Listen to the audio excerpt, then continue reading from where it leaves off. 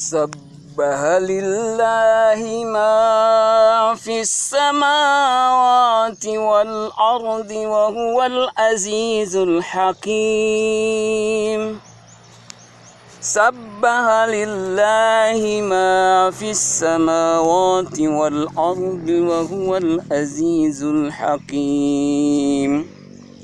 يسبح لله ما في السماوات والأرض الملك القدوس العزيز الحكيم.